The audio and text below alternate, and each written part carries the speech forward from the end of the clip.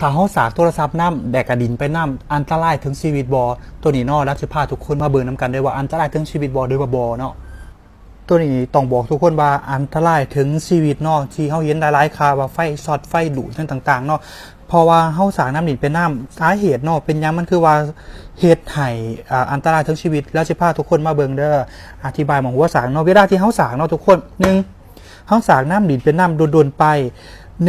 คือด้วยที่ว่าหัวสากมันบ่ในมาตรฐานเนาะเส้นยกตัวอย่าง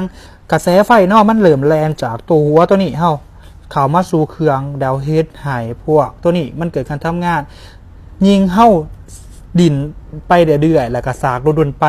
เฮ็ดให้หม่องนี้เนาะทุกคนหม่องนี้ภายในของเฮาเนี่ยมันห่อนเกินไปเฮ็ดให้หม่องแถวยางมันนี่ดื่มดาร้ายเกิดขึ้นหรือหม่องเต่านี่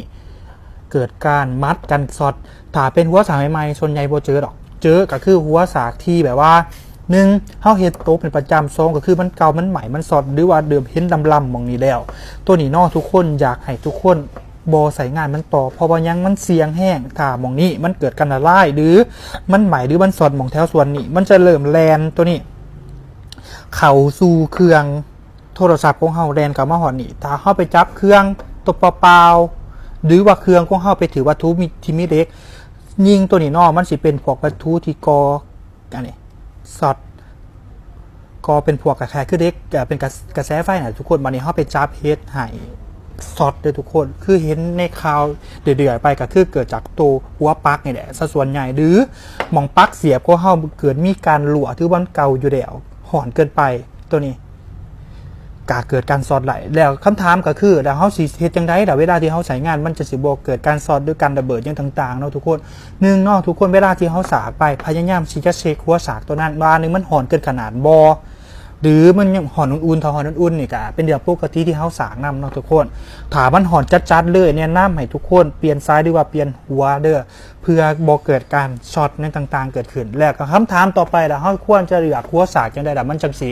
อุ่นใจเวลาที่เฮาสากเนาะแนะนำให้ทุกคนเลือกแบรนด์เป็นงานแถเอาแบรนด์หยังก็ได้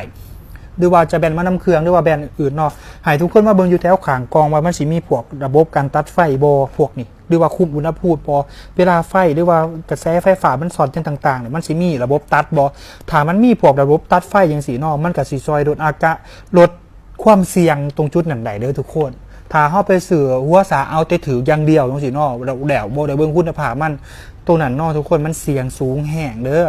ฝากเตือนทุกคนเด้อเวลาที่เฮาจะซื้อหัวสากหรือว่าสายสากพยายามเลือกที่มันมีพวกระบบตัดไฟหรือว่าเป็นงานแท้ที่เฮาสามารถกดเช็คเองได้เด้อทุกคนในตรงจุดนี้